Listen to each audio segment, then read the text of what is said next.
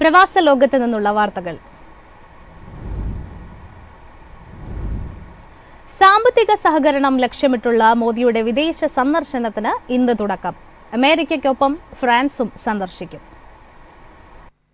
വിദേശ സന്ദർശനത്തിനായി പ്രധാനമന്ത്രി നരേന്ദ്രമോദി ഇന്ന് യാത്ര പുറപ്പെടും. ഫ്രാൻസ്, അമേരിക്ക എന്നീ രാജ്യങ്ങളാണ് പ്രധാനമന്ത്രി സന്ദർശിക്കുക.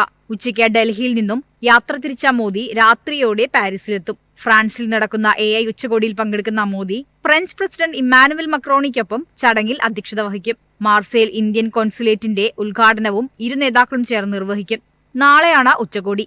US വൈസ് പ്രസിഡന്റ് JD വാൻസും ചൈനീസ് ഉപപ്രധാനമന്ത്രി ഡിങ് സുക്സിയാങ്ങും ഉച്ചകോടിയിൽ പങ്കെടുക്കുന്നുണ്ട്. ഉച്ചകോടിക്ക് ശേഷം പ്രസിഡന്റ് ഇമ്മാനുവൽ മക്രോണിയുമായി മോദി കൂടിക്കാഴ്ച നടത്തും. ഇന്ത്യയും ഫ്രാൻസും തമ്മിലുള്ള സാമ്പത്തിക സഹകരണം ശക്തമാക്കൽ പ്രധാന ചർച്ചയാകും. പ്രതിരോധത്തിലും ബഹിരാകാശ മേഖലയിലെ സഹകരണവുമാണ് മുഖ്യ അജണ്ട. തുടർന്ന് മാർസേയിലേക്ക് പോകുന്ന പ്രധാനമന്ത്രി സ്വകാര്യ അത്താഴ വിരുന്നിലും പങ്കെടുക്കും. ഇതിനുശേഷം പ്രധാനമന്ത്രി അമേരിക്കയിലേക്ക് പുറപ്പെടും.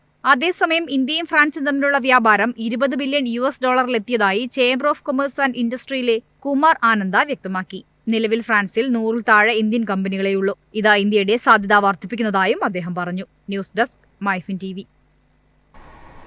വ്യാപാരം, നിക്ഷേപം എന്നിവ പ്രോത്സാഹിപ്പിക്കുന്നതിനായി India European free trade association desk സ്ഥാപിക്കുന്നു.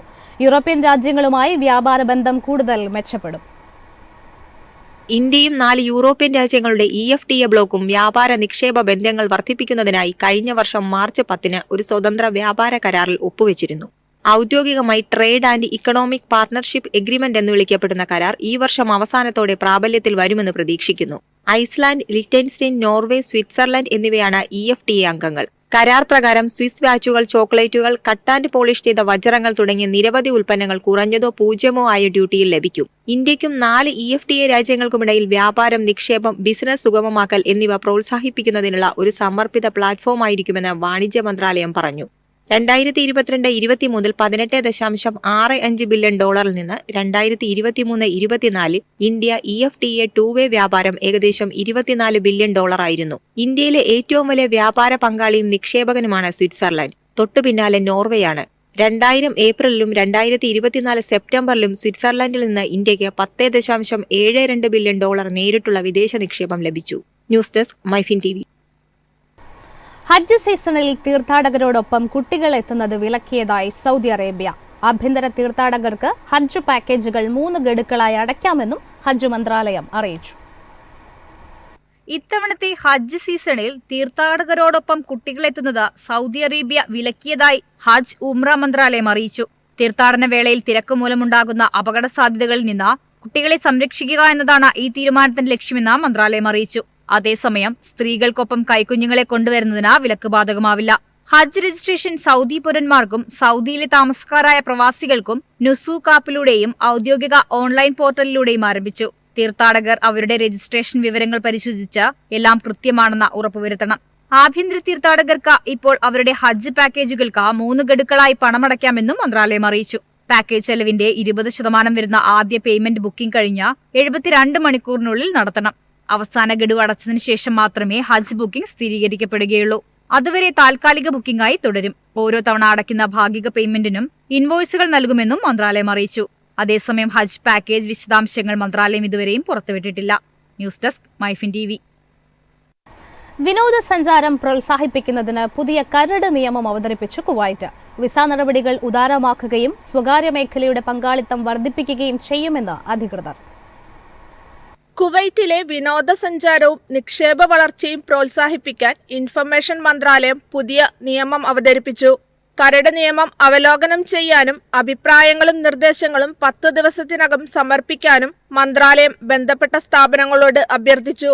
അവലോകന പ്രക്രിയ പൂർത്തിയായാൽ അന്തിമ പതിപ്പ് അംഗീകാരത്തിനായി മന്ത്രിമാരുടെ കൗൺസിലിൽ അവതരിപ്പിക്കും. സുഗമമായ പ്രവേശന പ്രക്രിയകൾക്കായി ടൂറിസ്റ്റ് വിസ പെർമിറ്റുകൾ ഉൾപ്പെടുത്തുന്നതിനുള്ള വിദേശികളുടെ താമസ നിയമത്തിന്റെ പരിഷ്കരണമാണ് നടപ്പിലാക്കുന്നത്. സമഗ്രമായ ടൂറിസം നയങ്ങളും തന്ത്രങ്ങളും വികസിപ്പിക്കുന്നതിന് ആഭ്യന്തര വിദേശകാര്യ മന്ത്രാലയങ്ങളുമായി സഹകരിച്ച് പ്രവർത്തിക്കാനും നിയമം ആവശ്യപ്പെടുന്നു. നിർദ്ദിഷ്ട നിയമനിർമ്മാണത്തിന്റെ ഒരു പ്രധാന വശം സാമ്പത്തിക വളർച്ചയ്ക്ക് ഊന്നൽ നൽകുന്നു. പുതിയ തൊഴിലവസരങ്ങൾ സൃഷ്ടിക്കുക, വരുമാന സ്രോതസ്സുകൾ വർദ്ധിപ്പിക്കുക, ദേശീയ വിദേശ നിക്ഷേപങ്ങളെ പ്രോത്സാഹിപ്പിക്കുക എന്നിവയാണ്. ടൂറിസം ചട്ടക്കൂട് നവീകരിക്കുന്നതിലൂടെ പ്രാദേശിക ഏജന്റിന്റെ ആവശ്യമില്ലാതെ കുവൈറ്റിന്റെ ടൂറിസം മേഖലയിൽ നിക്ഷേപം നടത്താൻ ആഗോള കമ്പനികൾക്കാകും. കരട് നിയമം അവതരിപ്പിക്കുന്നതിലൂടെ നിക്ഷേപം ആകർഷിക്കുന്നതിനും സന്ദർശകരുടെ അനുഭവങ്ങൾ വർദ്ധിപ്പിക്കുന്നതും ഒരു പ്രാദേശിക ടൂറിസം ഹബ്ബ് എന്ന നിലയിൽ രാജ്യത്തിന്റെ സ്ഥാനം ശക്തിപ്പെടുത്തുന്നതിനുമാണ് ലക്ഷ്യമിടുന്നത്. News desk MyFin TV. Steel, aluminium ഇറക്കുമതിക്ക് 25% താരിഫ് ചുമത്തുമെന്ന് ഡൊണാൾഡ് ട്രംപ്. എല്ലാ രാജ്യങ്ങൾക്കും താരിഫുകൾ ബാധകം, ഇന്ത്യയ്ക്ക് തിരിച്ചടി. നിലവിലുള്ള താരിഫിന് പുറമെയാണ് പുതിയ താരിഫ് ചുമത്തുക. അമേരിക്കയിലേക്ക് വരുന്ന ഏതൊരു സ്റ്റീലിനും 25% തീരുവ ഉണ്ടായിരിക്കുമെന്ന് ട്രംപ് പറഞ്ഞു. കൂടാതെ അധിക ഇറക്കുമതി തീരുവകളെക്കുറിച്ചുള്ള പ്രഖ്യാപനവും ഈ ആഴ്ച അവസാനം പ്രതീക്ഷിക്കുന്നുണ്ട്. നാളെയോ മറ്റന്നാളോ പരസ്പര താരിഫുകൾ അവതരിപ്പിക്കാനുള്ള പദ്ധതികളെക്കുറിച്ചും ട്രംപ് സൂചന നൽകി. മറ്റ് രാജ്യങ്ങൾ US ഉൽപ്പന്നങ്ങൾക്ക് തീരുവ ചുമത്തുമ്പോൾ വിദേശ ഉൽപ്പന്നങ്ങൾക്ക് തീരുവ ചുമത്തേണ്ടി വരുമെന്നാണ് ഇതിനർത്ഥം. മറ്റു രാജ്യങ്ങൾ US-ൽ നിന്ന് 130% ഈടാക്കുന്നുണ്ട്. അതിനാൽ US-ഉം തീരുവ ചുമത്തുമെന്ന് ട്രംപ് പറഞ്ഞു. മെക്സിക്കോ, ചൈന, കാനഡ എന്നീ രാജ്യങ്ങളുമായി തുടക്കമിട്ട വ്യാപാര യുദ്ധം മറ്റു രാജ്യങ്ങളിലേക്കും US വ്യാപിപ്പിക്കുകയാണ്. ലോകത്തിലെ പ്രധാന സ്റ്റീൽ കയറ്റുമതി രാജ്യങ്ങളായ കാനഡ, ഇന്ത്യ, ചൈന, UK ഉൾപ്പെടെയുള്ള രാജ്യങ്ങളെ താരിഫ് പ്രതികൂലമായി ബാധിക്കും. News desk MyFin TV. UAE, Oman Hafeet rail യാഥാർത്ഥ്യമാക്കാൻ ഇന്ത്യ ചൈനീസ് കമ്പനികളുമായി കരാറിൽ ഒപ്പുവച്ചു. ഒപ്പിട്ടത് $300 കോടി കരാറുകൾ. ഇന്ത്യൻ കമ്പനിയായ ലാർസൻ ആൻഡ് ട്യൂബോയും ചൈനീസ് സർക്കാർ ഉടമസ്ഥയിലുള്ള പവർ ചൈനയുമാണ് കരാർ നേടിയത്. ഹഫീദ് റെയിൽ അധികൃതരാണ് ഇരു കമ്പനികളുമായി കരാർ ഒപ്പുവെച്ചത്. വാഗൺ അറ്റകുറ്റപ്പണികൾ, ലോക്കോമോട്ടീവ്, ചരക്ക് നീക്കം എന്നിവയുമായി ബന്ധപ്പെട്ടതാണ് കരാറുകൾ. UAEയും ഒമാനും തമ്മിലുള്ള ചരക്ക് നീക്കം സുഗമമാക്കാൻ ഹഫീദ് റെയിൽ സഹായിക്കും. അബുദാബിയെയും ഒമാന്റെ സൊഹാർ തുറമുഖത്തെയും റെയിൽ ബന്ധിപ്പിക്കും. 238 കിലോമീറ്റർ നീളമുള്ള ഹഫീദ് റെയിൽ ശൃംഖലയിൽ 60 പാലങ്ങൾ, 2.5 കിലോമീറ്റർ നീളമുള്ള തുരങ്കങ്ങൾ എന്നിവ ഉൾപ്പെടും. ട്രെയിനിൽ ഒറ്റത്തവണ 25,000 ടണ്ണിലധികം ചരക്ക് കൊണ്ടുപോകാനാകും. ചരക്ക് ട്രെയിനുകൾ മണിക്കൂറിൽ 120 കിലോമീറ്റർ വേഗത്തിൽ സഞ്ചരിക്കുന്നതോടെ അബുദാബിക്കും സൊഹാറിനുമിടയിലുള്ള യാത്രാ സമയം 100 മിനിറ്റായി കുറയും. രണ്ടാം ഘട്ടത്തിൽ യാത്രാ ട്രെയിനും ഹഫീദ് റെയിൽ വഴി ഓടിത്തുടങ്ങും. ഇത്തിഹാദ് റെയിൽ കമ്പനിക്കാണ് റെയിലിന്റെ നിർമ്മാണ ചുമതല. പദ്ധതി യാഥാർത്ഥ്യമാകുന്നതോടെ ഇരു രാജ്യങ്ങളും തമ്മിലുള്ള വ്യാപാരവും വിനോദസഞ്ചാരവും ശക്തിപ്പെടും. News desk MyFin TV.